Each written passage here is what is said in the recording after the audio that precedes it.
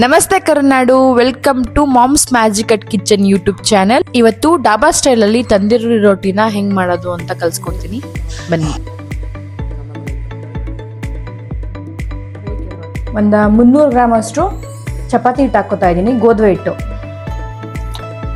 Equal proportionate ಅಲ್ಲಿ ನಾನು ಯಾವ ಬೌಲಲ್ಲಿ ತಗೊಂಡಿದ್ದೆ ಅಷ್ಟೇ ಅಳತೆನಲ್ಲಿ ಮೈದಾ ಹಿಟ್ಟು 300 ಗ್ರಾಮ್ ಅಷ್ಟು.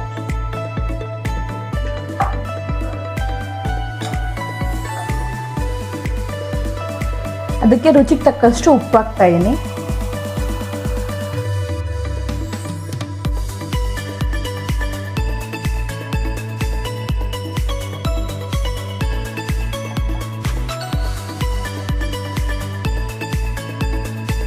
ಅಡುಗೆ ಸೋಡಾ,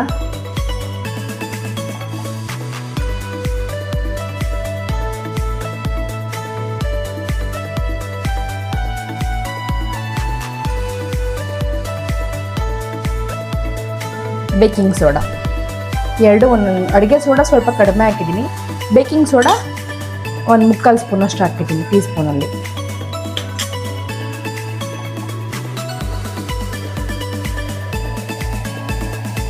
ಸಕ್ಕರೆ,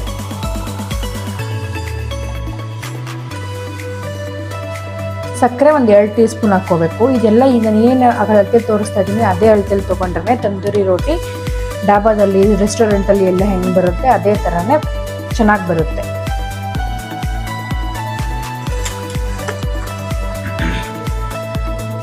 ಒಂದು ಕಾಲು ಲೀಟ್ರಷ್ಟು ಮೊಸರು ಹಾಕ್ಕೋತಾ ಇದ್ದೀನಿ.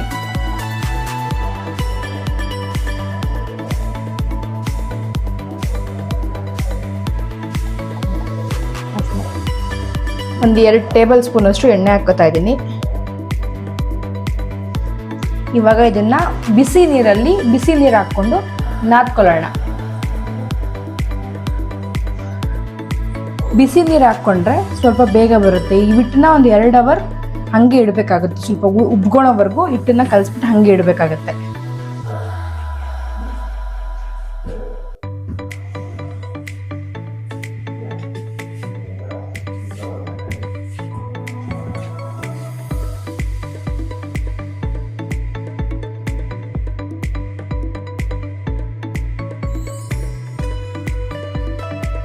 ಬೇಕಿಂಗ್ ಸೋಡಾ, ಮೊಸರು, ಉಪ್ಪು ಎಲ್ಲ ಈ ಥರ ಮಿಕ್ಸ್ ಮಾಡ್ಕೊಂಡಾದ್ಮೇಲೆ ಎಷ್ಟು ನೀರಿನ ಅವಶ್ಯಕತೆ ಇದೆ ಅಷ್ಟು ಬಿಸಿ ನೀರು ಹಾಕ್ಕೊಂಡು ಕಲಿಸ್ಕೊತೀನಿ ಇವಾಗ.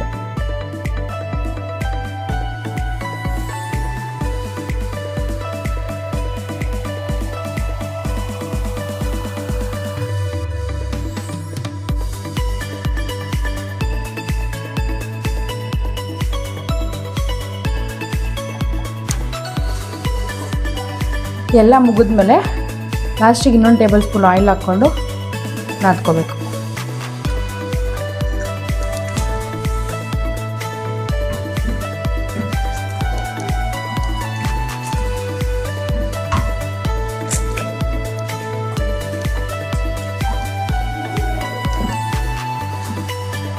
ಎಣ್ಣೆ ಹಾಕಿ ಕಲಸಿದ್ದಾಗಿದೆ,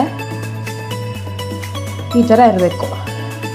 ವಾಪಸ್ ಬರಬಾರ್ದು, ಮುಟ್ಟಿದ್ರೆ ತೆಗ್ದುಬಿಡಬೇಕು. 2 ಅವರ್ ನೆನ್ಕೋಬೇಕಿದೆ. ಇವಾಗ 2 ಅವರ್ ನೆನ್ಕೊಂಡ್ಮೇಲೆ ಹೆಂಗೆ ಮಾಡೋದಂತ ಹೇಳ್ಕೊಡ್ತೀನಿ. ಅವರ್ ಆಗಿದೆ, ಹಿಟ್ಟನ್ನ ಕಲಸಿಟ್ಟು ಸ್ವಲ್ಪ ಉಬ್ಬಿದೆ, ಸ್ವಲ್ಪ ಚೆನ್ನಾಗಿ ನಾದ್ಕೊಂಬಿಟ್ಟು ಇವಾಗ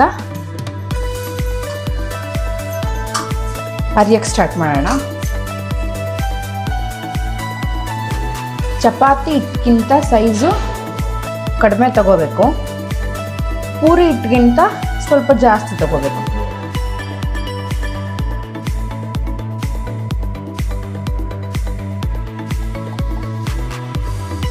ಸ್ವಲ್ಪ ಮೈದಾ ಹಿಟ್ಟು ಹಾಕ್ಕೊಂಡು ಉದ್ಕೋಬೇಕು.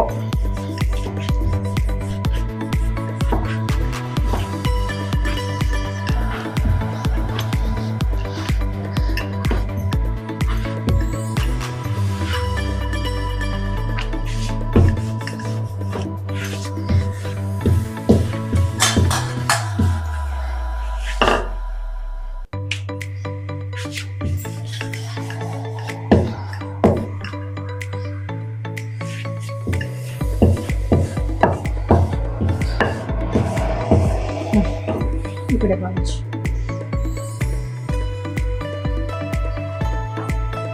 ಇವಾಗ ಹೆಂಚನ್ನ ಇದ್ರ ಕಬ್ಬಣದ ಹೆಂಚಲ್ಲೇ ಬರೋದು ಚೆನ್ನಾಗಿ. ಉಲ್ಟಾ ಇಟ್ಕೋಬೇಕು ಕಬ್ಬಣದ ಹೆಂಚನ್ನ.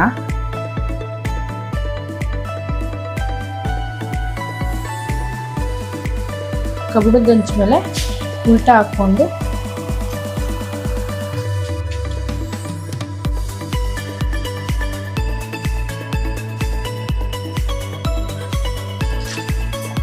ಸ್ವಲ್ಪ ನೀರು ಹಚ್ಕೊತಾ ಇದ್ದೀನಿ.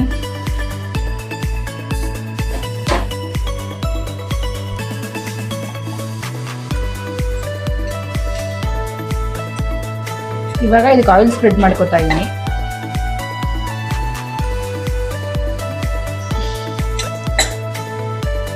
ಆಯಿಲ್ ಸ್ಪ್ರೆಡ್ ಆದಮೇಲೆ